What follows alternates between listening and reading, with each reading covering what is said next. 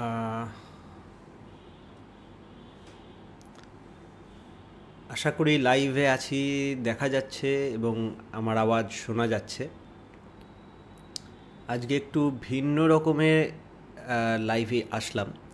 অন্যদিন যে সফটওয়্যারটায় আসি, আজকে যেহেতু একটা সামান্য ঘরোয়া আলোচনা কিছু একটা করব, কোনো কিছু প্ল্যান করিনি, কিছু সেরকম মাথায় নেই, জাস্ট কোনো রকম প্রিপারেশান কিছু না, জাস্ট ঘরে যেরকম ছিলাম ওই অবস্থাতেই।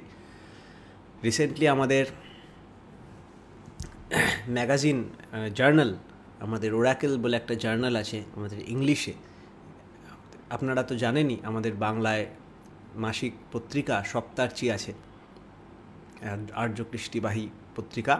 সেটা আপনারা অনেকেই সাবস্ক্রাইব করেছেন, অনেকেই নেন, বাড়ি বাড়িতে যায় এবং অনেক মানুষের সেখান থেকে পড়ে অনেক ভালো ভালো কমেন্টও আমরা পাই। তা আমাদের একটা নতুন আচ্ছা, আমি দেখতে পাচ্ছি অনেকে জয়েন করেছেন, একটু জানাবেন কমেন্ট করে যে আমার আওয়াজ শোনা যাচ্ছে নাকি, আমি নাহলে বুঝতে পারি না। তা অনেক রকমের কাজ থাকে, তার মধ্যে একটা কাজ করা হলো যে এই আমাদের ওরাকেল ইংরেজিতে একটা জার্নাল আমরা লঞ্চ করেছিলাম 3-4 মাস আগে। সেটারই সেকেন্ড ইস্যু আজকে রিলিজ করা হলো শুভ তাল নবমী তিথিতে, শ্রী ঠাকুরের পুণ্য জন্মতিথিতে। তাই ভাবলাম এখন একটু যে ক্লান্ত ছিলাম, আজকে ভাবলাম একটু লাইভে আসি, এসে কিছু কথা বলা যেতে পারে। তা এখনও যারা ভিউয়ার আছেন আমি অনুরোধ করব একটু কমেন্ট করে জানাতে যে আমার আওয়াজ শোনা যাচ্ছে নাকি, কারণ বুঝতে পারছি না যে এটা আওয়াজ শোনা যাচ্ছে।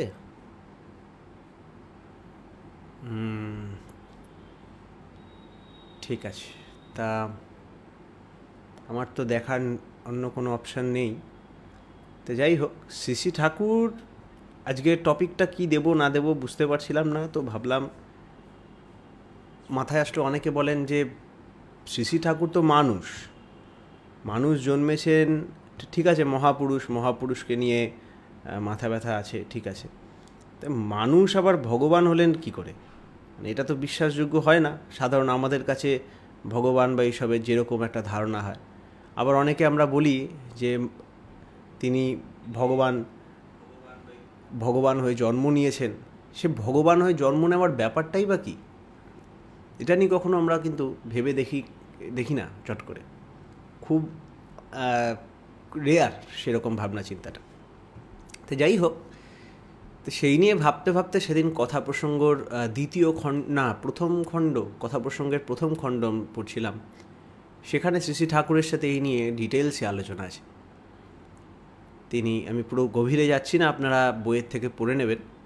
তিনি বলছেন যে সব কিছু যা যেরমভাবে রয়েছে, সব কিছু যদি পরমপিতারই সৃষ্টি হয়, এখন অনেকে বলবেন পরমপিতার সৃষ্টি বুঝি না, আমার ওইসব বিশ্বাস নেই। তা আপনি কিসে বিশ্বাসী? অনেকে বলেন প্রমাণে বিশ্বাস। আমি কিছু বিশ্বাস করি না, আমি যা দেখি তাই হয়, সেটাও ভালো। যা দেখি তাই হয়, যা দেখি তাই মানি, এই কথাটার মধ্যেও একটা ইনকমপ্লিটনেস আছে।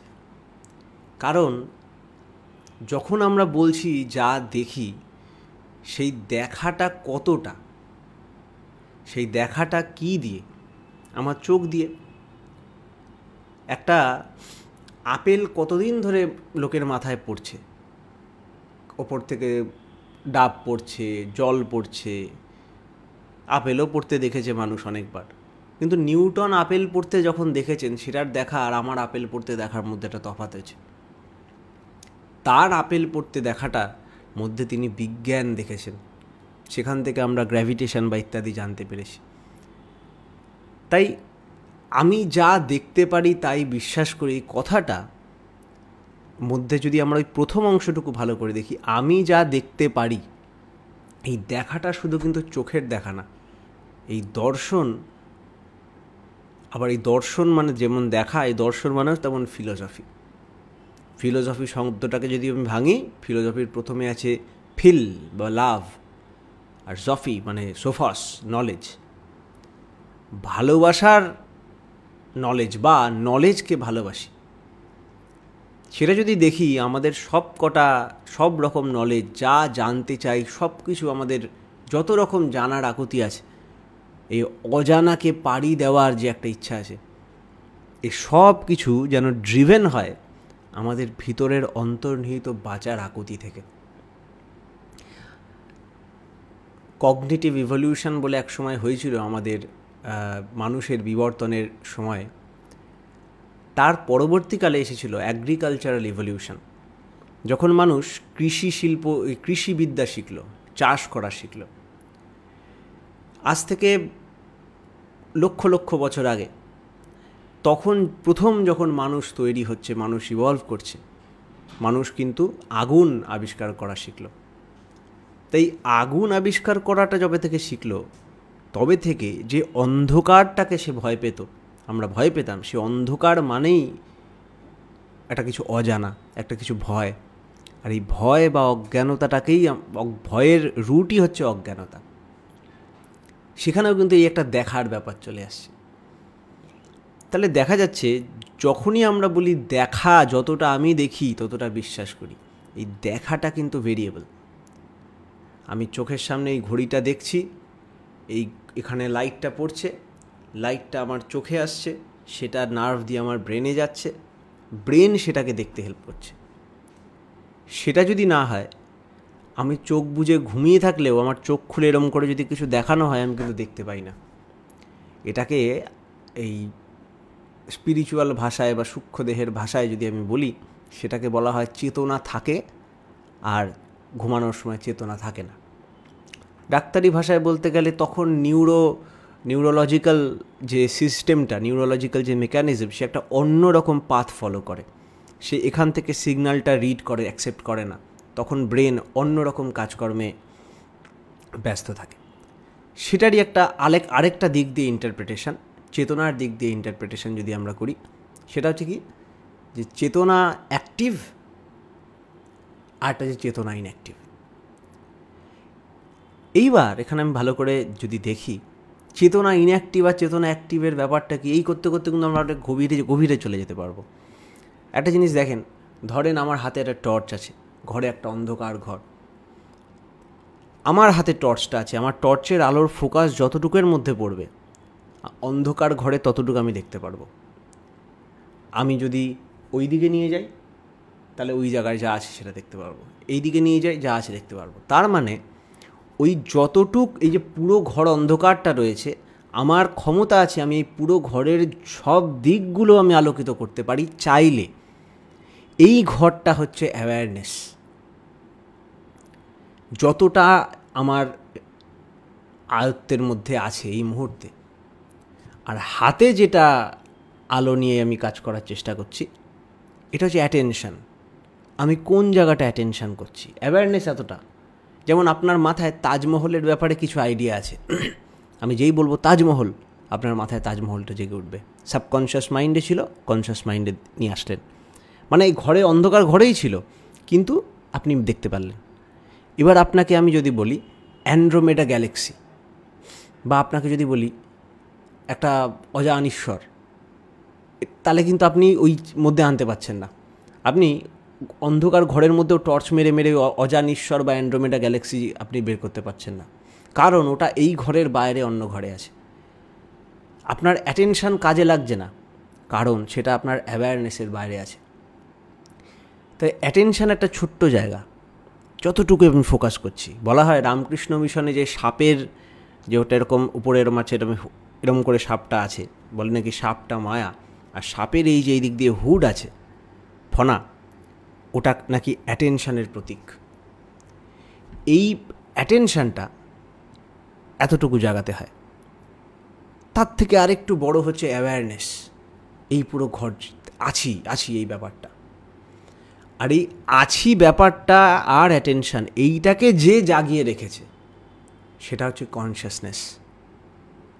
তাই শ্রী শ্রী ঠাকুর বলছেন কনশাসনেস বা চেতনা হচ্ছে রেসপন্সিভনেস বা সাড়া প্রবণতা, অর্থাৎ সাড়া দেওয়ার ও নেওয়ার ক্ষমতা।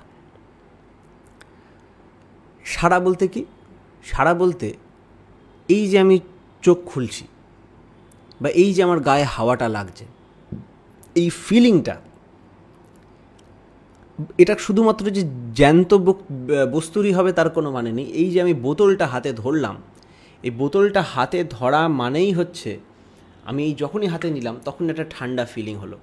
এই যে কিছু একটা ভাবের আদান প্রদান হলো, আমি এর মধ্যে ফোর্স দিলাম, তাই এ আমাকে একটা রিটার্ন ফোর্স দিল। এই যে ব্যাপারটা, এটাকেই চেতনা বলে। তো যেখানে সাড়া বা সিগন্যাল আদান প্রদান আছে, সেখানেই সেই ক্যাপাবিলিটিটাকেই চেতনা বলে।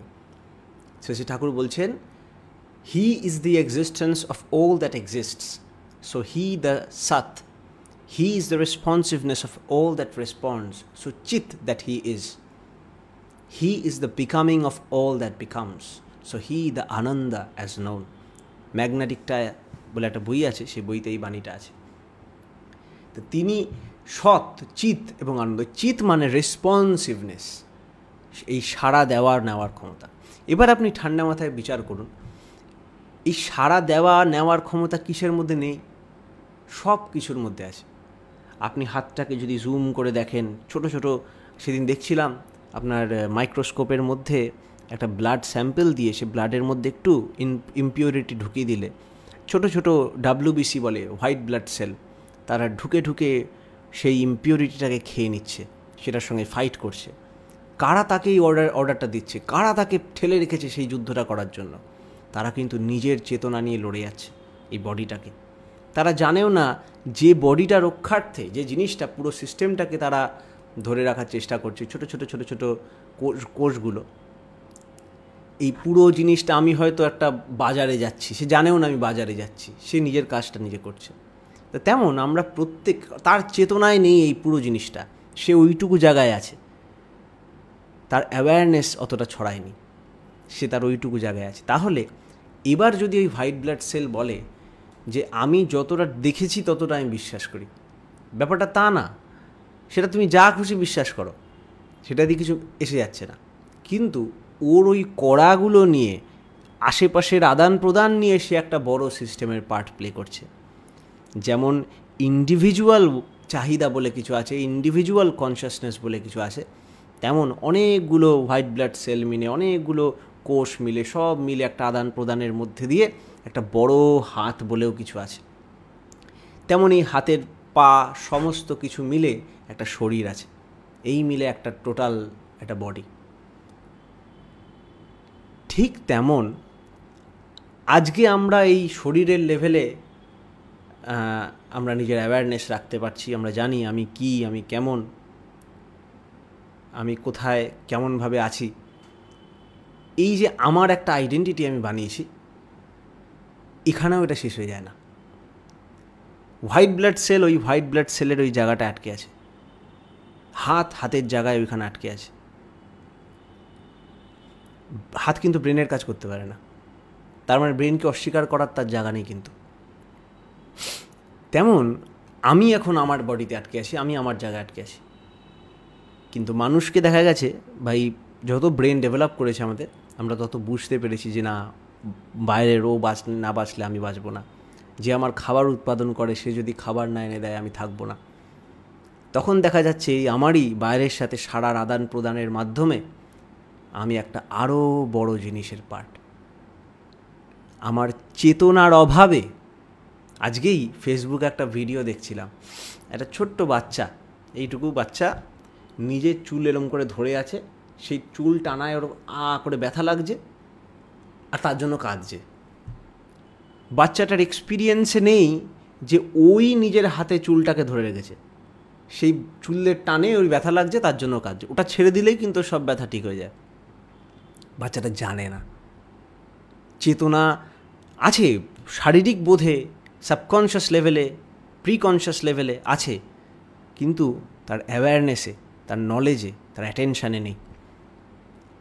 ঠিক তেমনই এই যেটা বিশাল টোটাল একটা সিস্টেমের অঙ্গ আমরা, হ্যাঁ, সর্বং খলবিদম ব্রহ্মা, এই পুরো জিনিসটার অঙ্গ আমরা, ওটা আমাদের সত্তায় গেঁথে আছে, কিন্তু ওটা আমাদের অ্যাটেনশানে নেই বা অ্যাওয়ারনেসে আসেনি এখনো।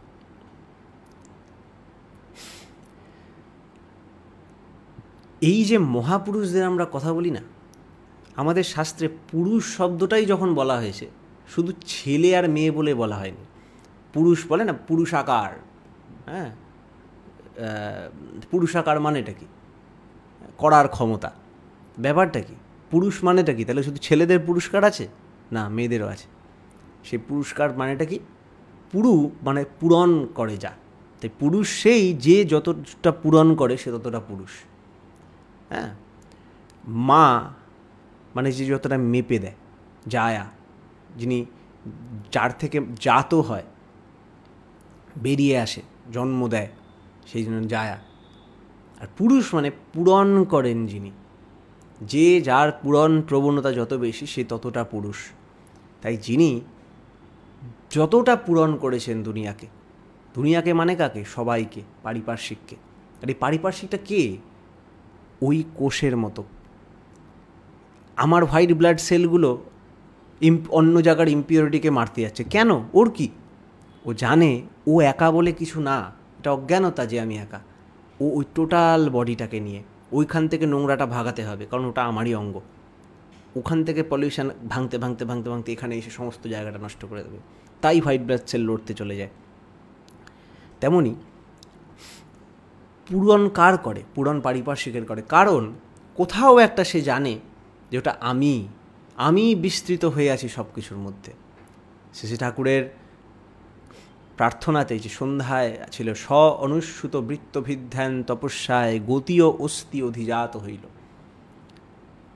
এই যে স্বনুদ্ধ অনুস্যুত বৃত্তবিদ্যান তপস্যা, এটা কি? এটা হচ্ছে নিজেকে জানার জন্য নিজের মধ্যে নিজে অনুস্যুত হয়ে যে সৃষ্টি, ওই চেতনা, যেটা একটাই কনসাসনেস, একই গুণ। নাহলে দেখেন আপনার ডিএনএ যেভাবে কাজ করছে, একটা অ্যামিবার ডিএনএ সেভাবে কাজ করছে। চেতনা, সারা প্রবণতা দেওয়া নেওয়া আপনার যা, একটা ভাইরাসেরও তা। সব কিছু সেম, অ্যাক্সিডেন্টালি সেম হয়ে গেল, আলাদা আলাদা না।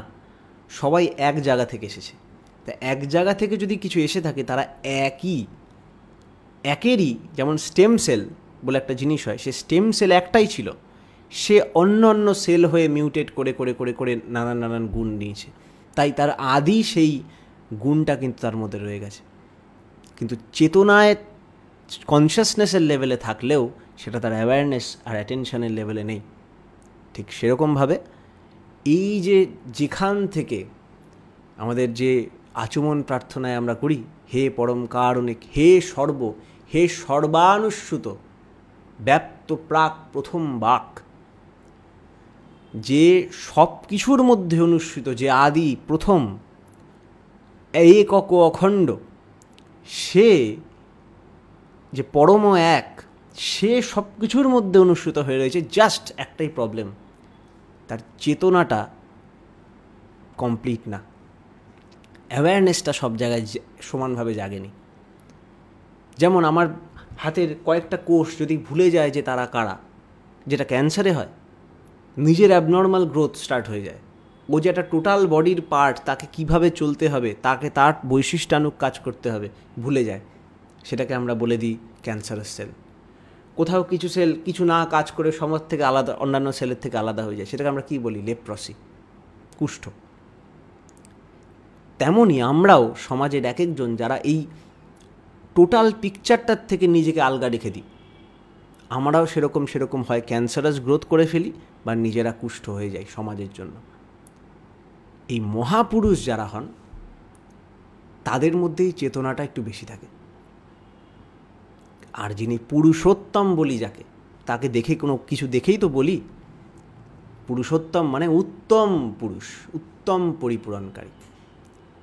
যে চেতনাটার কথা আমরা এত করে বলছি, যে জিনিসগুলো নিয়ে এত করে বলছি, একজন কিছু লিখেছেন, হ্যাঁ কি লিখেছেন, ফোর্স ম্যাসকুলিন এবং ফেমিনিন, পুরুষ হলো ম্যাসকুলিন ফোর্স। তা বটে, আমরা এটাকে আরেকটু ডিপে গিয়ে দেখার চেষ্টা করছি সুজাতা মা। আমরা বলছি যে পুরুষ ওয়ার্ডটা ম্যাসকুলিন ফেমিনিনের বাইরে যাচ্ছে। পুরুষ মানেই, যেমন আমরা বলি পুরুষাকার, দৈব্য আর পুরস্কার, এই দুটো ওয়ার্ড আছে। দৈব্য মানে যেটা সেট ইন দ্য পাস্ট, যেটা যেমন আমি সারা বছর পড়িনি, এটা আমার দৈব্য হয়ে গেছে। এইবার 1 মাস বাকি পরীক্ষা, আমি যদি 1 মাস ভালো করে পড়াশোনা করি আমার চান্স আছে, এটা হচ্ছে পুরস্কার। এই দুটো কিন্তু খুব রাখা কথা, এস্টাবলিশড কথা। তো পুরস্কার মানে হচ্ছে আমি করতে পারি, আর দৈব্য মানে যে পুরনো পুরস্কারগুলোর দ্বারা আমি কাজ করে করে করে করে আমার দৈব্য বানিয়ে ফেলেছি, ওটাই ফেট। আমি খুব এটা জিনিস ভাবি যে এই যে বলি কপাল, বলি আমাদের সব কপাল, এই তো যা হচ্ছে সব কপাল। এই কপাল মানে করে পালন করেছি যা আগে। আর কপাল বলি এখানে লেখা থাকে কেন, আমরা যাই করি বা যা করব সব কিছু এই ব্রেন দিয়ে। এই কপালের পিছনে কিন্তু ওই ব্রেনটা আছে, সে ব্রেনেরই সেরিব্রাল কর্টেক্সে যা যেখানে যেরকমভাবে অর্ডার আসে মাথার থেকে, আমরা যেরকমভাবে ছাপ পড়ে আছে মাথায়, সেই অনুযায়ী আমরা সেরকম কাজ করি। তাহলে কপাল আমাদের ওটা। তাই আমি অভ্যাস করে করে এমন নিজের ক্রোধ বানিয়ে নিয়েছি, কেউ আমাকে দুটো হালকা কথা বললেই আমি গালাগালি দিয়ে দেবো। তাহলে আমার গালাগালির পরিণাম যা হওয়ার তাই। তাহলে আমি আমার পুরস্কার দিয়ে এমন এমন কাজ করে এমন অবস্থায় নিজেকে তৈরি করেছি, নিজের কপাল বা ব্রেনকে এমনভাবে সেট করেছি যার জন্য আমি প্রবলেমে পড়বই। আমি আমার কপাল নিজে বানিয়েছি, সেটাই আমার দৈব্য হয়ে আমার মেমোরি কার্ডে সেভ আছে। এটা যদি আরও ভালো করে প্র্যাকটিস করি তাহলে আমাদের জেনারেশন আফটার জেনারেশন এরকম সেট হয়ে যেতে পারে। যেটা বলে না, এদের বাড়ির ধাতই এরকম, এ বাবার মতো হয়েছে, এও রেগে যায়, বাবাও রাগী ছিল, এই ব্যাপারটা হয়ে যায়। তেমন এই যে পুরস্কারের কথা বলা হচ্ছে, তো পুরস্কার তার সবচেয়ে বেশি। এখন ব্যাপার হচ্ছে আমাদের যেটা দৈব্য হয়ে গেছে ইভলিউশনের বহু যুগ ধরে। যেমন চিনি খাওয়ার আমাদের একটা লোভ আছে, যে কোনো মিষ্টি রসালো জিনিস লোভ আছে। কেন লোভ আছে? এখন আপনি বলবেন অনেকেই তো ভালোবাসে না, ব্যাপারটা তা না। যে কোনো জিনিস খান তার মধ্যে একটা গ্লুকোজ কোয়ান্টিটি থাকে, সেই গ্লুকোজ কোয়ান্টিটিটা আমরা খেতে চাই। কেন? আদ্যিকাল থেকে, সেই যখন আমরা জঙ্গলে জঙ্গলে ঘুরে বেড়াতাম, আমরা হান্টার গ্যাদারার ছিলাম, তখনকার সময় একটা গাছের ফল খুব রেয়ার হতো। যখন আমরা স্যাভানা রিজিয়নে থাকতাম, তন্দ্রা রিজিয়নে থাকতাম, অনেক দূরে দূরে, তো আমরা লাখো লাখো বছর ধরে সেই ফলটাকে পেয়ে সঙ্গে সঙ্গে আমাদের ইনস্টিংক্ট ডেভেলপ করে নিয়েছিলাম যে পেলেই খেয়ে নেব, তারপরে নিজে ভরে নিয়ে আসবো। তো যুগ যুগ ধরে ওই ইনস্টিংক্টটা নিজের মধ্যে চাষ করতে করতে, কাল্টিভেট করতে করতে আমাদের জিন হয়ে গেছে, ওটা জেনেটিক একটা ট্রেট হয়ে গেছে। তাই আজকে মিষ্টি দেখলেই টান হয়ে যায়। কোথা থেকে আসছে? এখন আমরা বুঝতে পারছি আমরা অনেক ইভলভ হয়ে গেছি, চাইলেই মিষ্টির দোকান থেকে মিষ্টি নিয়ে আসতে পারি, কিন্তু আমার কোষগুলো তো এখনও সেই যুগেই পড়ে আছে। আমার কোষগুলো তো জানে না যে দুনিয়া পাল্টে গেছে, কোষরা তো কোষদের দুনিয়াতেই রয়েছে। তেমন আমাদের মধ্যে কিছু এরকম মশলা আছে, এই যে কাম, এই যে যার জন্য এত অত্যাচার হচ্ছে, লাস্টফুল, মেয়েদের ওপরে সব করছে যা হচ্ছে, ওগুলো তো আমাদের বহুদিনের চাষ করার ফসল। কাম, ক্রোধ না থাকলে একটা বাঘকে মারতে পারতাম না, নিজেকে আত্মরক্ষা করতে পারতাম না। লোভ না থাকলে নিজের ফসল বাড়াতে পারতাম না। মোহ না থাকলে একটা ফ্যামিলির ইনক্লুশন আনতে কষ্ট হতো। এই জিনিসগুলো যদি না থাকে তাহলে আমরা চলতেই পারতাম না। বহু যুগ যুগ ধরে ফসল করে এটা ডেভেলপ করেছি আমরা, কিন্তু ওরা জানে না যে আমরা সভ্য প্রাণী হয়ে গেছি। ওরা ওদের সেই আদি জঙ্গলি অবস্থাতেই রয়ে গেছে। তখন দরকার এই ফ্যাকাল্টিগুলোকে, আসলে এই যে চেতনার কথা হচ্ছিল, যে চেতনার বাইরে আছে ওগুলো। আমার ঘরের বাইরে আমি বোম টোম লাগিয়ে এসেছি ঘরে, এখন অন্ধকারে হাতড়ে বেড়াচ্ছি, বোম তো বাইরে সেট করে এসেছি, ওখানে আগুন লাগলে বাস্ট করবেই। তখন আমাকে এই ঘরের থেকেও বাইরে চেতনা বাড়াতে হয়। এইবার আসছি আমাদের পয়েন্টে, যে যুগে যুগে যে মহাপুরুষদের যাদের কথা বলছি, মহাপুরুষরা যখন আসেন তাদের ওই চেতনাটা একটু বেশি হয়। আর পুরুষোত্তম যখন আসেন তিনি ওই কমপ্লিট চেতনা নিয়েই আসেন। এখন আপনি বলবেন নিয়ে আসেনটা কি? তারাও তো মানুষের মতো জন্মায়। এখন ব্যাপার হচ্ছে মানুষের মতো জন্মান এবং তারা মানুষই, আমরাও মানুষ, কিন্তু প্রত্যেকটা এফেক্টের পিছনে একটা কজ আছে। আবার প্রত্যেকটা cause is always followed by an event or effect. যখন সমাজে আমাদের এই চাহিদা, আমরা যে একটা কষ্টের মধ্যে দিয়ে যাচ্ছি, সমাজে যখনই যেরকম প্রবলেম হয়, এই যে আজকালকার শোনা যাচ্ছে পুরুষদের ওয়াই ক্রোমোজোম নাকি বছরের পর বছর একটু একটু করে কমে যাচ্ছে, পৌরুষত্বর ব্যাপারটার একটা হ্রাস হচ্ছে। ব্যাপারটা কি? আমাদের মধ্যে কোথাও একটা সেই টেন্ডেন্সি এসে গেছে, আগেকার সেই অ্যাগ্রেসিভ নেচার, ওই জিনিসটা চলে যাচ্ছে। কোথাও একটা কিছু হচ্ছে যার রেসপন্স নেচার ওইভাবে দিচ্ছে, প্রকৃতি যার রেসপন্স ওইভাবে দিচ্ছে। ঠিক যেমন আমাদের ভিতরে যখন আপনার এই ত্রাহিমাং করে জেগে ওঠে, প্রত্যেকটা প্রাণী বুঝতে পারে যে আমার অবস্থা খারাপ হতে চলেছে, প্রত্যেকটা মানুষ কোথাও না কোথাও জানে যে সমাজটা ঠিক হচ্ছে না। এই আমাদের অন্তর্নিহিত চাহিদা, প্রত্যেকের ইন্ডিভিজুয়াল চাহিদা জায়গায় জায়গায় জায়গায় জায়গায় বিশ্বের প্রতিটা হিয়া, প্রতিটা হৃদয়ে থেকে ফেটে ত্রাহিমাম করে আমায় রক্ষা করো বলে চাই। প্রকৃতিই তার একটা আনসার দেন। তিনি সেই বেদিটা সৃষ্টি করে দেন যেখানে সেরকম একটা বড় ভেসেল, সেরকম একজন অতটা চেতনা সম্পন্ন মানুষ আসতে পারে। তাই সেরকম মহাপুরুষের বারবার আবির্ভাব হয় না, খুব রেয়ারলি ফটফট করে চলে আসেন। সেই রকমই একজন মানুষ শ্রী শ্রী ঠাকুর অনুকূলচন্দ্র, যিনি এসেছিলেন এর নর্মালভাবে, কিন্তু তার আশাটার চেতনাটা ছিল কমপ্লিট। এই কমপ্লিট, তার এই চেতনার কমপ্লিটনেসটা তার কাছে কোনো অ্যাবনর্মালিটি ছিল না। আমরা যখন সিরিয়ালে কখনো বিষ্ণু অবতার বা শিবকে দেখি যেন এটা ধরেই নি সেটা অ্যাবনর্মাল কিছু একটা, সে একটা অন্য বেশি এরকম করে বসবে, হাত ফাত সোজা হবে, তার কাছে ওই রকম না, তার কাছে নর্মাল সব। শ্রী শ্রী ঠাকুর বলতেন, আমার কাছে মিরাকেল বলে কিছু নেই। মিরাকেল আমাদের কাছে সেটা লাগে, মানে অলৌকিক আমার কাছে সেটা লাগে যেটার কারণ আমি জানি না। পাখি উড়ে যাচ্ছে, একটা বাচ্চা তাকেই বলবে অলৌকিক ব্যাপার, কি করে উঠছে, কিন্তু যে বিজ্ঞান জানে সে বলবে ওটা অলৌকিক না, তার পিছনে এরকম ব্যাপার আছে। রিসেন্টলি সায়েন্টিস্টরা আবিষ্কার করলো, বেশি দিন হয়নি, যে মৌমাছি কীভাবে ওড়ে। মৌমাছির ওইটুকু ডানা আর অত বড় বডি, সেটা দিয়ে ওড়ার কথা না। রিসেন্ট একটা পেপার বেরোলো রিসার্চ, যে কীভাবে মৌমাছিরা ওড়ে, মৌমাছি উঠতে পারে, তার ফিজিক্সটা কী। সেই অলৌকিকত্বটাও চলে গেল।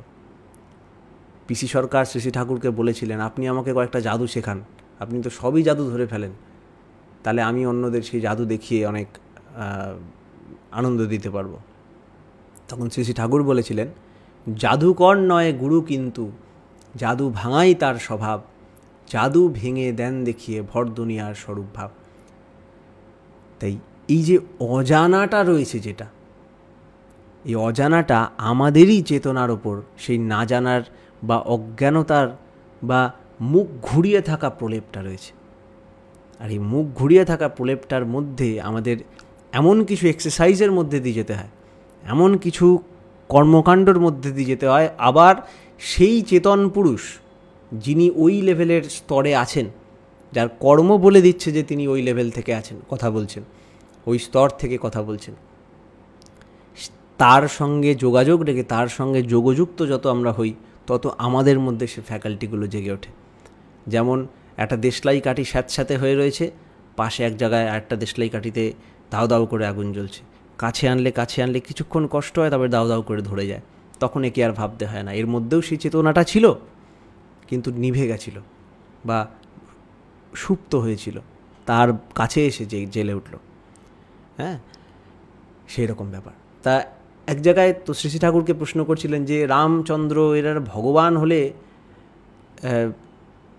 অনেকগুলো প্রশ্ন আসছে, তা রামচন্দ্র ভগবান বলে যে এরা যদি ভগবান বলেন, আবার ভগবানকে বলছি বিশ্ব সব কিছু সৃষ্টির কর্তা, সেটা কি করে হয়?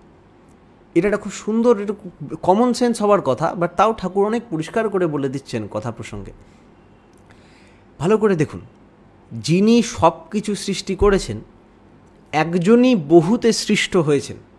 যেমন একটা কোষ ছিল, সে একটা কোষ থেকে দুটো কোষ হয়েছে।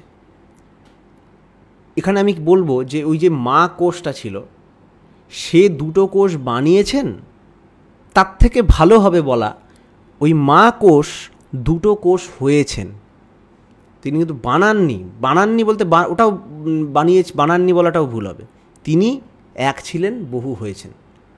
তো তেমন যিনি সৃষ্টিকর্তা, যাকে ভগবান ঈশ্বর যা খুশি বলেন, সে যখন বহু হয়েছেন, এই বহুর মধ্যে তার গুণটা আছে।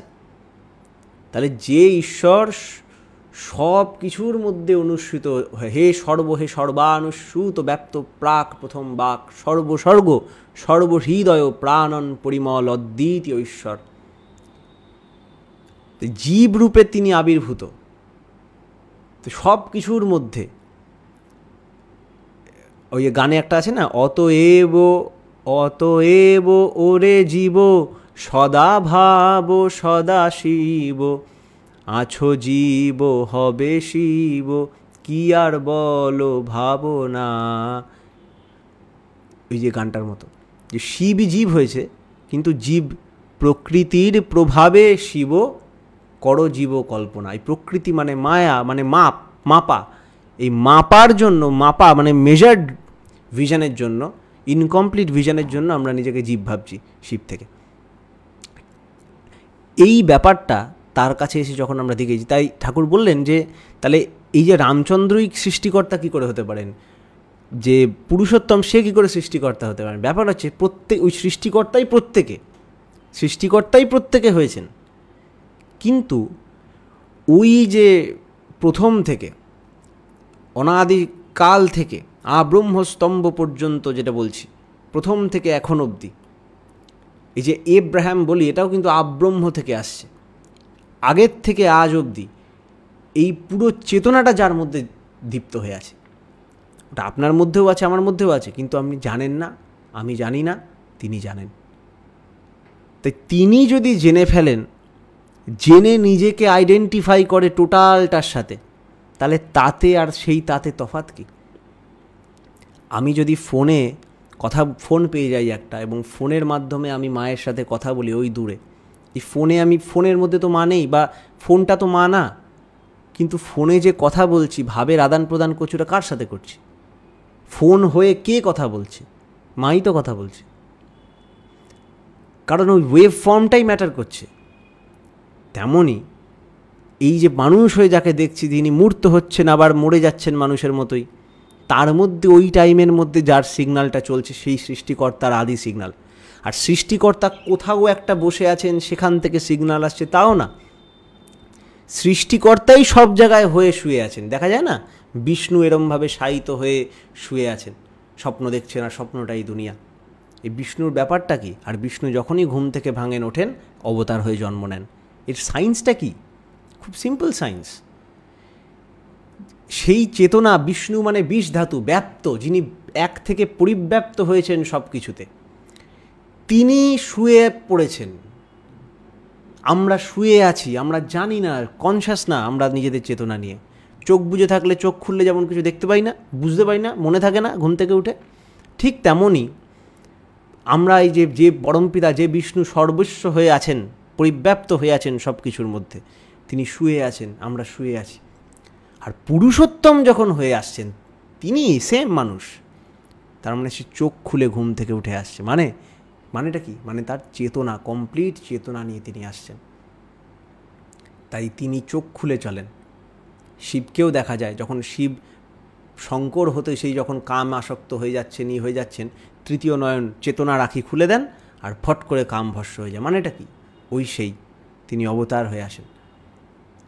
এই যে অবতার হয়ে যে মানুষটা আসছে, সেও শিব, আমরা বা বিষ্ণু, আমরা সবাই মিলে যা আছি, এও শিব, বিষ্ণু।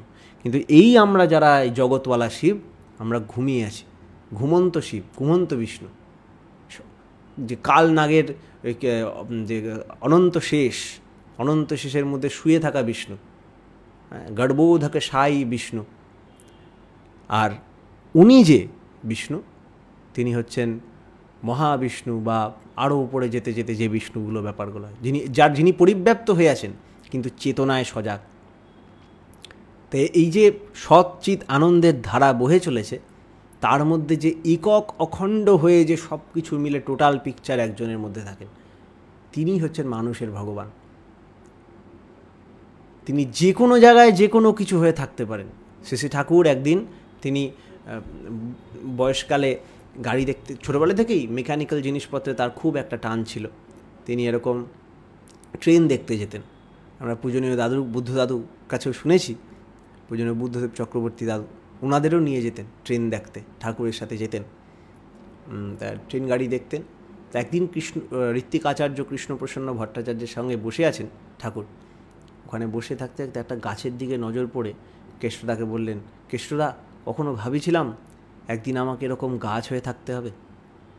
তখন কেষ্টদা শুনে বলছেন যে আপনি ফিল করতে পারছেন যে গাছটা আপনি?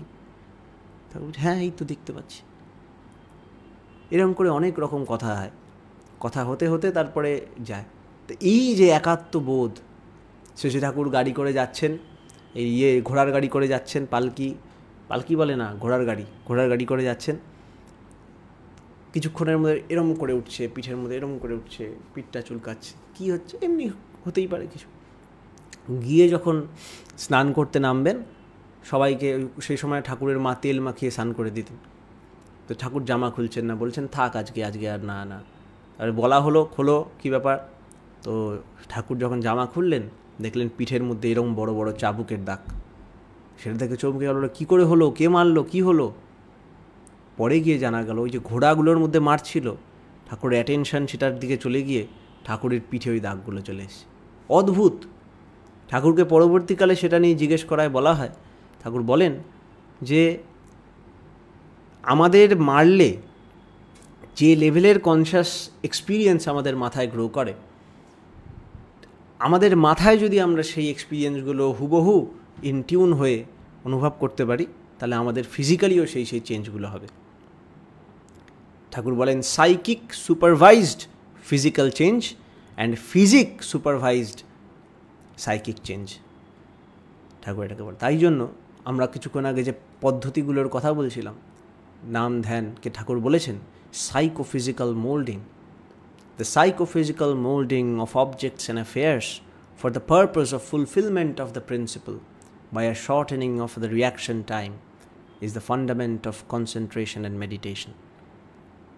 তাই ওই ট্রিটমেন্ট একটা, আমরা এই যে ঘুমন্ত বিষ্ণু হয়ে গেছি, প্রকৃতি প্রভাবে শিব করিছ জীব কল্পনা রূপে আমরা যে আছি, একে ঘুম থেকে তোলানোর যে ট্রিটমেন্টটা, এই যে ধারা, সৃষ্টির ধারা বেয়ে এসছে, একে আবার উল্টে রাধা বানানোর যে প্রকল্প ব্যবস্থা, সেটাই তার সাধন পদ্ধতি।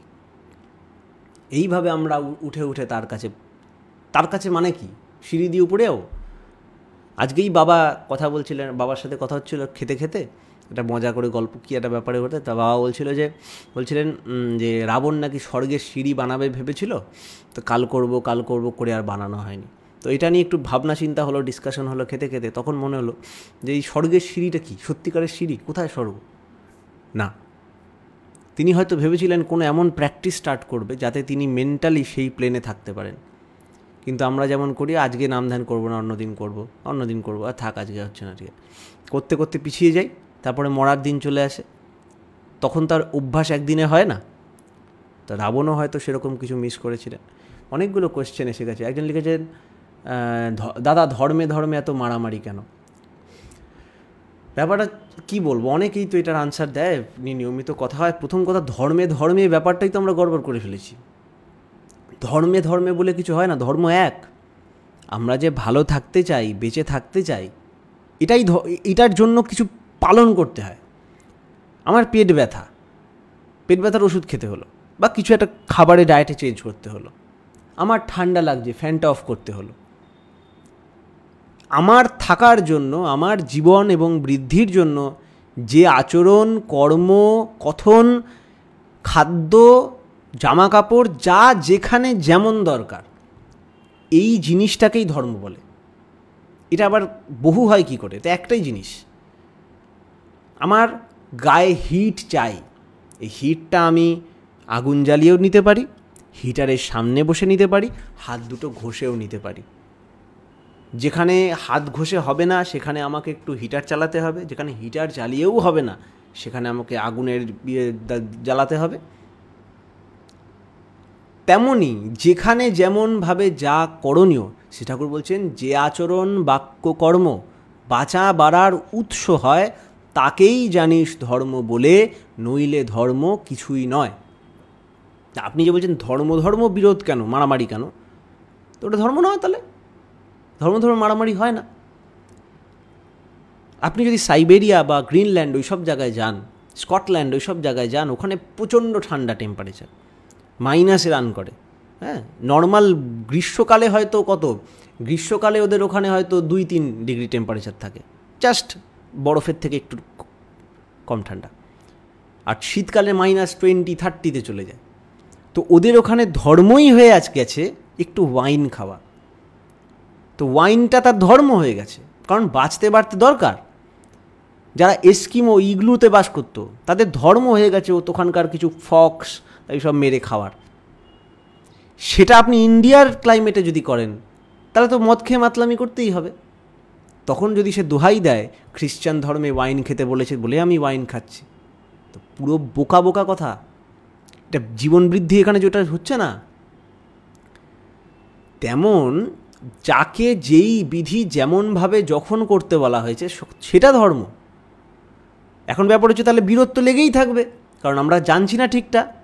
তার জন্যই তো আদর্শে প্রয়োজন, তার জন্যই তো তিনি বারবার আসার প্রয়োজন হচ্ছে, নাহলে একবার এসেই ছেড়ে দিতেন।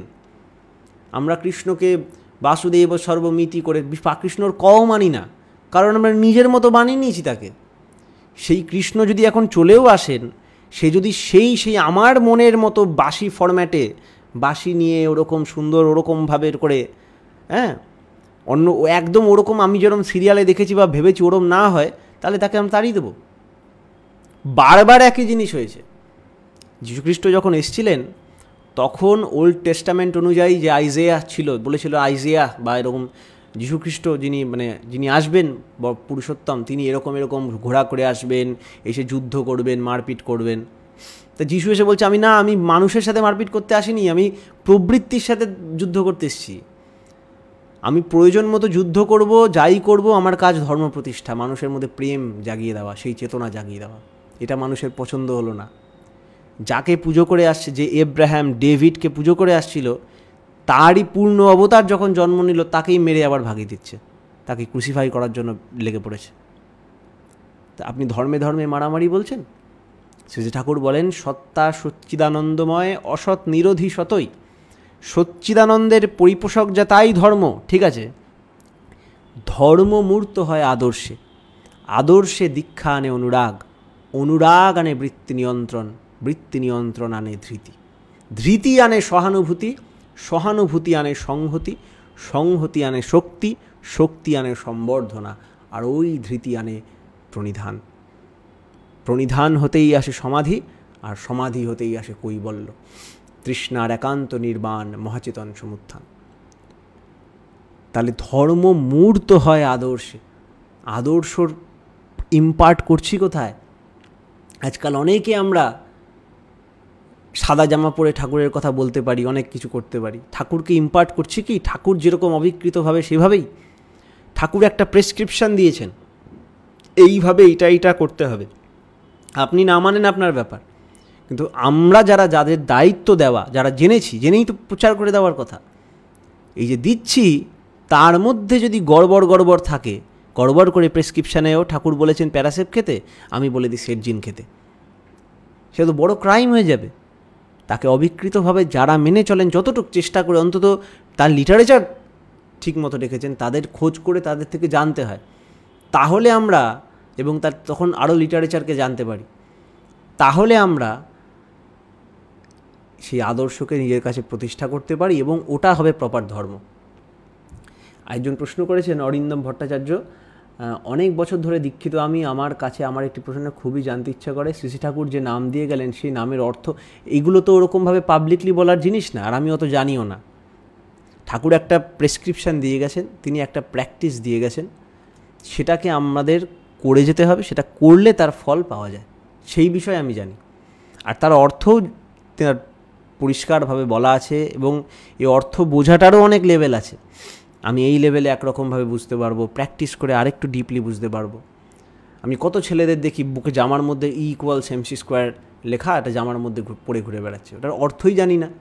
তার পিছনের হয়তো আমি একটু ইন্টারনেট দেখে ফিজিক্স জানলাম, সেটা একটা স্তরের জানা হলো, তারপরে ফিজিক্স পড়ে ওটা জানলাম, আরেকটা স্তরের জানা হলো, তারপরে প্র্যাকটিক্যাল করে এনার্জি বানিয়ে দেখলাম, সেটাই আরও জানাটা পাকা হলো। তো এইভাবে জানার এক একটা স্তর আছে। তা ঠাকুর যে নামটা দিয়েছেন ওটা একটা বীজ নাম, এটা একটা বীজ। এবার বীজটাকে গাছ বানানোর দায়িত্ব আপনার। তিনি বীজ দিয়েছেন, তিনি কিভাবে বড় করতে হবে সেটা জানিয়ে দিয়েছেন গাছটাকে, দীক্ষা। সেটাও যদি ঠিকমতো না জেনে থাকেন, কোনো উল্টোপাল্টা লোকের কাছ থেকে যদি জেনে থাকেন, কারণ ঠাকুর বা যখনই পুরুষোত্তম আসেন তখনই তো তার অপপ্রচার উল্টোপাল্টা রকমও স্টার্ট হয়ে যায়, দেখা গেছে যা বিকৃতি স্টার্ট হয়ে যায়। সেইভাবে জেনে থাকলে আপনার জানাটাকে শোধন করতে হবে। সেরকম সৎসঙ্গ আন্দোলন যখন বলি, ওটা কোনো ইনস্টিটিউশন কথা বলেননি। সৎসঙ্গ মানে সেরকম মানুষের সঙ্গ বলেছেন, যে মানুষের সঙ্গে গিয়ে পড়ে আমাদের মধ্যে সেই ঠাকুরের চেতনা সঞ্চার হয়, ঠাকুরের প্রতি একনিষ্ঠা জাগে। ঠাকুরের প্রতি একনিষ্ঠা মানে ওই চেতনা যে আমার মধ্যে অনুস্যূত হয়ে আছেন তার প্রতি একনিষ্ঠ হওয়া, এ ছাড়া হয় না। বারবার দেখেন, হ্যাঁ, ওরকম ইষ্টবাহী ছাড়া হয় না। মীরাবাই কৃষ্ণভক্ত ছিলেন, কিন্তু রবিদাসের মাধ্যমে জেনেছিলেন, জেনে নিজেকে আরও পরিষ্কার করেছিলেন, জানাটাকে অবিকৃতভাবে ঠিক করেছিলেন। ঠাকুর বলেন সৎসঙ্গ তাকেই বলে নিষ্ঠা যাতে উতল চলে, আনুগত্য কৃতি বাড়ে এমনতর শিষ্ট তালে, যে সঙ্গে এর ব্যতিক্রম আনে অসৎসঙ্গ জানিস তাই, সত্তাকে তা করে না স্ফুরণ অশিষ্ট যা তাতেই থায়। হ্যাঁ, তাই তার নামের অর্থ জানতে গেলে আপনাকে বলতে পারি, কেষ্টদার লেখা একটা আছে, আপনার কেষ্টদার লেখা ডায়েরি আছে, দিনপঞ্জির 2য় খণ্ড দেখতে পারেন।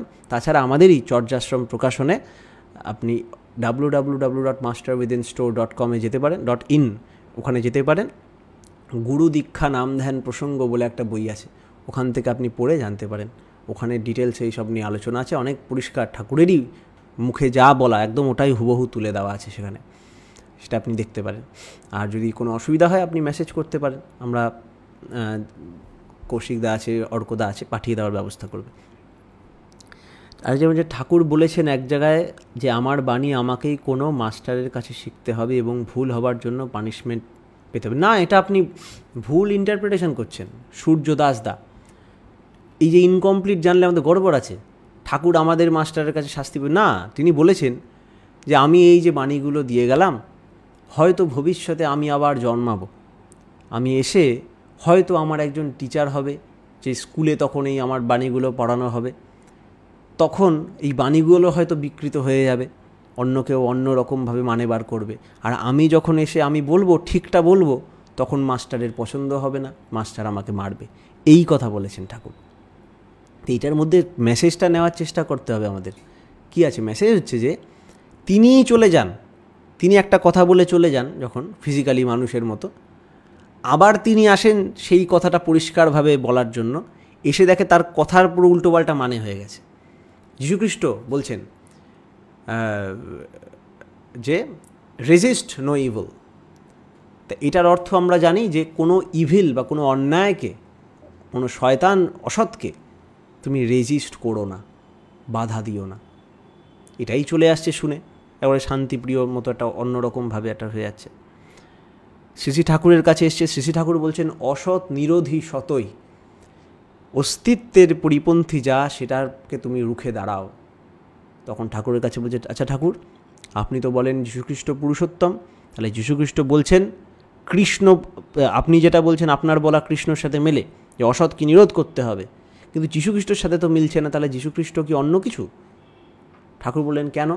তখন তাকে বলা হয়, ঠাকুরের কাছে নিয়ে আসা হয় যে রেজিস্ট নো ইভিল বলছে যীশুখ্রিস্ট, মানে ইভিলকে রেজিস্ট করো না। ঠাকুর বলছেন না, ওখানে একটা কমা হবে, রেজিস্ট কমা নো ইভিল, মানে if you resist there will be no evil. তুমি যদি বাধা দাও তাহলে আর ইভিল থাকবে না। আর আমরা যীশুখ্রিস্টর জীবনেও তাই দেখতে পাচ্ছি। যখন মন্দিরে, যে বড় বড় মন্দির তখনকার সময় তারা টাকা খাওয়ার জায়গা হয়ে গেছে, ব্যবসা চলছে ঠাকুরকে নিয়ে, মানে যীশুখ্রিস্টর মানে আগে অ্যাব্রাহাম ডেভিডকে নিয়ে, সেখানে যীশুখ্রিস্ট গিয়ে সব টেবিল ফেবিল উল্টে দিয়েছিল, বলছে কী হচ্ছে, ব্যবসা হচ্ছে ঠাকুরের জায়গায়, ধর্মের জায়গায়। তাহলে এটা তিনি রুখে দাঁড়ালেন, তো তার কথার সাথে মিলছে না। কিন্তু পুরুষোত্তমের দেখা যায় my life is my materialised maxim, Thakur বলেছেন। আমার জীবন হচ্ছে আমার মূর্ত বাণী, আমার বাণীর প্র্যাকটিক্যাল এক্সাম্পলটাই আমার জীবন। সেটার সাথে দেখলে আমরা কিন্তু অন্য মেসেজ পাই। তো এই যে না ধরে প্রেরিতে বর্তমান, অন্ধতময় হয় প্রয়াণ, যদি বর্তমান প্রেরিতকে আমরা খুঁজে অ্যানালাইজ না করি, তাহলে কিন্তু আমরা ওই অন্ধতময়, যেটা দিয়ে আমরা আলোচনা শুরু করলাম, যে অন্ধকার বা অজ্ঞানতা, সেটাতেই আমরা আটকে থাকি। তাই ভয় পাবেন না। যে পরিস্থিতিতে যেমনভাবে যেখানে আপনি আছেন, ভয় পাবেন না। এই ভয়টাই হচ্ছে কোথার থেকে আসছে? ভয়টা আসছে না জানার থেকে। এবার কি হবে, এরপরে কি আছে, এইটাই ভয়। এই ভয় অজানা মানে শুধু ইনফরমেশান ইন্টারনেটে সার্চ করে উইকিপিডিয়ায় গিয়ে জানা, ওইটা নলেজ না, ওইটা না, অনুভবের জানা। অবাং মানস গোচরম, বোঝে প্রাণ বোঝে যার, সেই অনুভবে জানা। যে গান আছে না, সখী কি পুছসি অনুভবময়ে, এটা জিজ্ঞেস করে অ্যান্সার ওইরকম, এটা অনুভব করতে হবে। আপনি ভয়টা যে অনুভব করছেন, ওই ভয়টার দরকার নেই। ভয় মানে না জানা, ওই অজ্ঞানতাটাই আমাদের ভয় হিসাবে প্রকাশ দেয়। এখানে যে ওই জন্য আমরা যত দেবদেবীর পুজো দেখি, সেখানে দেখি এরকম বর আভয়, বর আর অভয় থাকে। তিনি বর দিচ্ছেন, তার নীতিবিধি আপনাকে দান দিচ্ছে, আপনাকে জানিয়ে দিচ্ছেন, দীপ্ত করছে, আপনাকে দীপ্ত করছেন বলে তারা দেবতা। আর তার বরাভয় যদি আমি গ্রহণ করি, সেই পথে চালিত হই, তাহলে আমরা দীপ্ত হয়ে উঠি। তাই বলে দেব দেবতার সমাহারে পুরুষোত্তমের সৃষ্টি, নররূপে আসেন ধরায় করেন ধৃতি বৃষ্টি। এই ধৃতি, যার জন্য আমরা এত কিছু চেষ্টা করে চলেছি, বাঁচা এবং বৃদ্ধি, এইটা যাতে আমরা পাই, তার জন্য তিনি ওই সর্বচেতনা সমন্বিত প্রাণ মানুষ হয়ে মূর্ত কলেবর হয়ে আসেন। তা আমাদের টাইম শেষ হয়ে যাচ্ছে, আর 8 মিনিট আছে। এর মধ্যে একটা ছোট্ট কয়েকটা আলোচনা পড়ি। শ্রী ঠাকুরের লাইফটার অদ্ভুত, সারা দিনটা মানুষকে নিয়ে চলতো। তো একটা জায়গা পাঠ করি, আপনারা কিছুক্ষণ শোনেন, কেমন লাগে দেখবেন। হ্যাঁ, আরও বাকিটা যদি পাঠ করতে হয়, আপনারা মাস্টার উইদিন বাংলা যে চ্যানেলটা আছে, এটা সাবস্ক্রাইব করে নেবেন বা ফলো করে নেবেন। ইউটিউব চ্যানেল আছে, তাহলে ওখানে এগুলো নিয়মিত পেতে থাকবেন। প্রতিদিন এক সকাল হইতে আরম্ভ করিয়া আরেক সকাল পর্যন্ত কি পরিমাণ ঝামেলা তাহার অবসরহীন জীবনে চাপিয়া আছে, তাহা অনেকেই ধারণা করিতে পারিবেন না।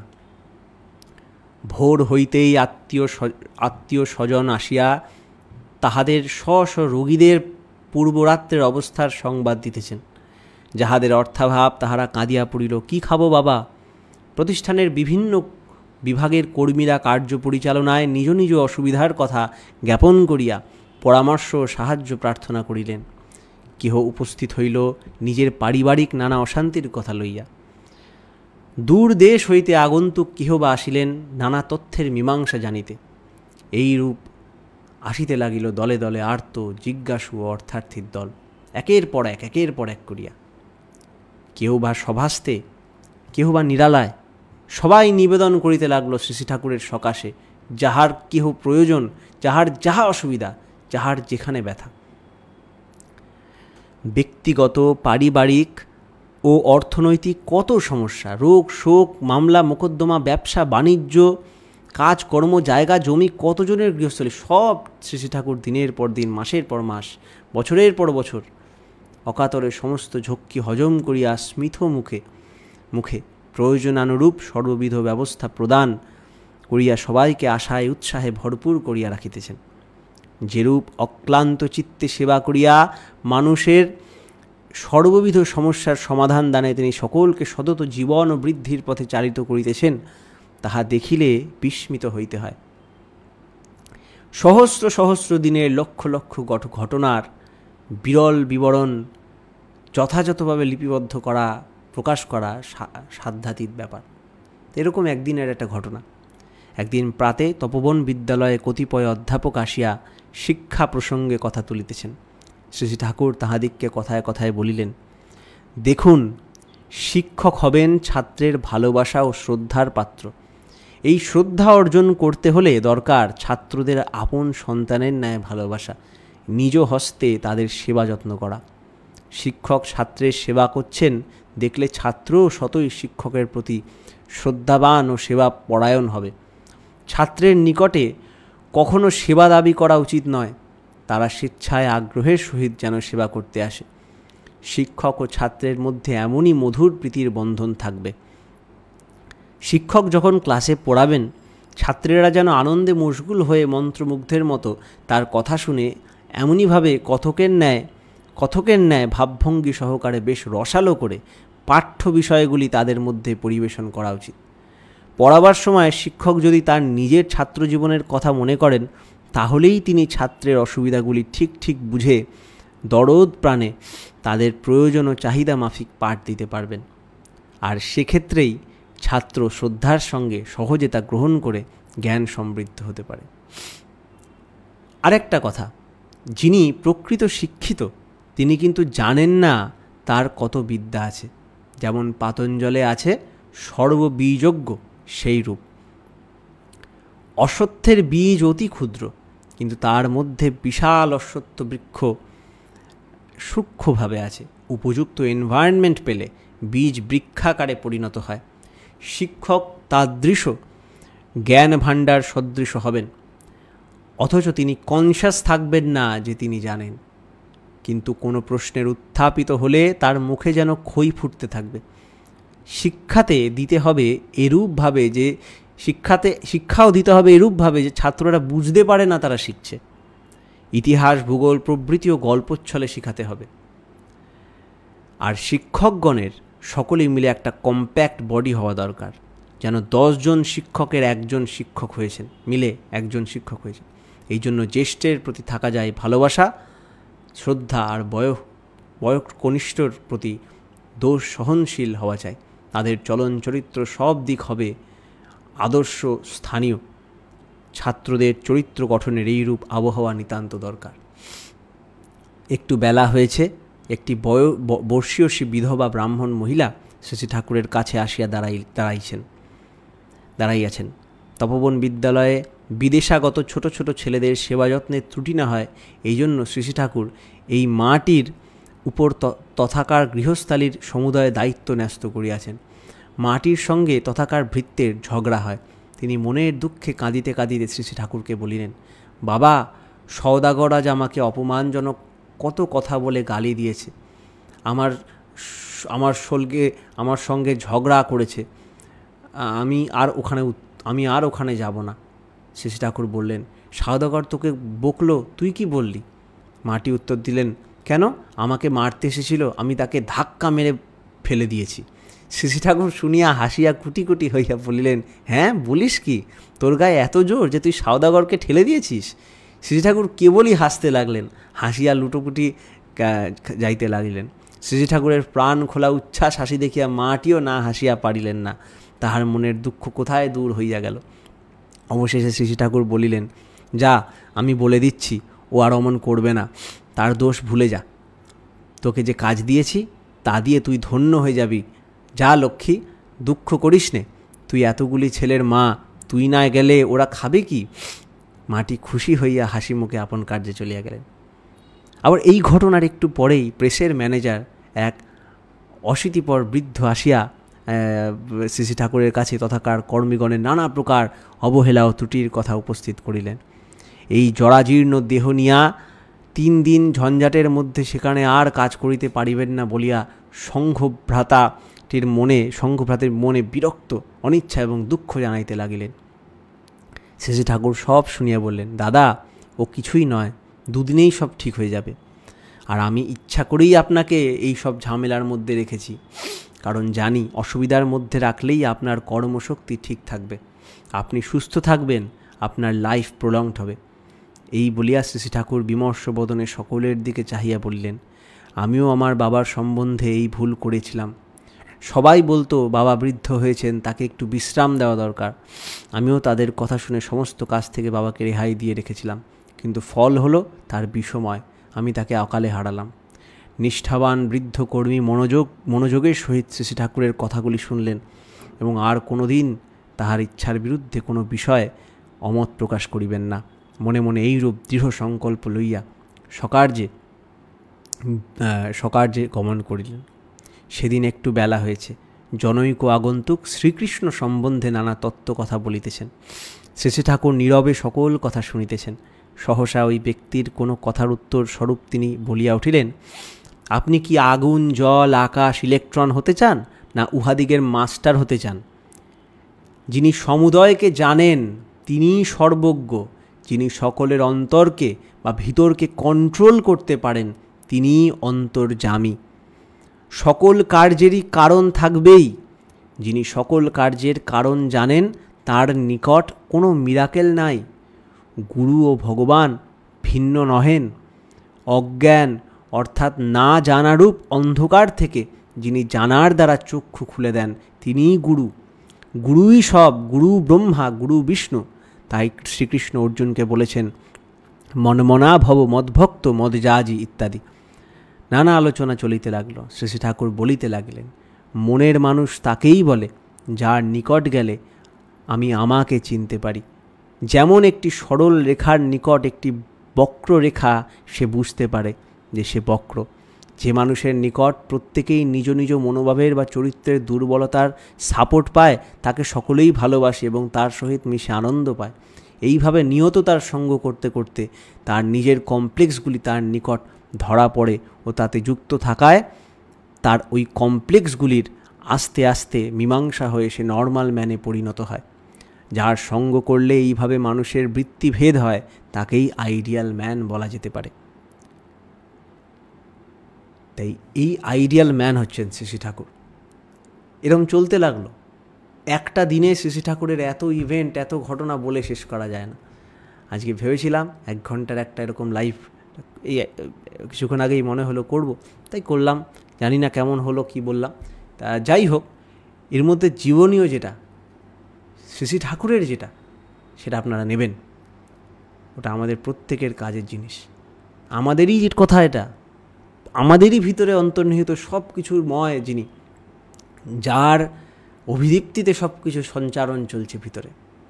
ওই গানে যে ছিল, বিশ্ব হিয়ার স্বপন খানি চিন্ময়ী কি আনলো টানি, অরূপ ঘন রূপ নিল রে রূপের পাথারে, বিশ্বভুবন বিন্দুয়রে ডুবেই তাহে প্রাণ পেল রে, বিশ্বপরাণ প্রাণে লয়ে জনমিলাকে, ব্যথায় নিঝুম ধরার বুকে নিখিলের ডাকে, এমনই কোন এমন ক্ষণে জনমিলাকে, ব্যথায় নিঝুম ধরার বুকে নিখিলের ডাকে। তিনি শ্রী শ্রী ঠাকুর অনুকূলচন্দ্র। তাকে জানুন, আমাদেরও জানান। সার্থক হন আপনি, আমরাও সার্থক হই, সবাই একসাথে। বন্দে পুরুষোত্তম।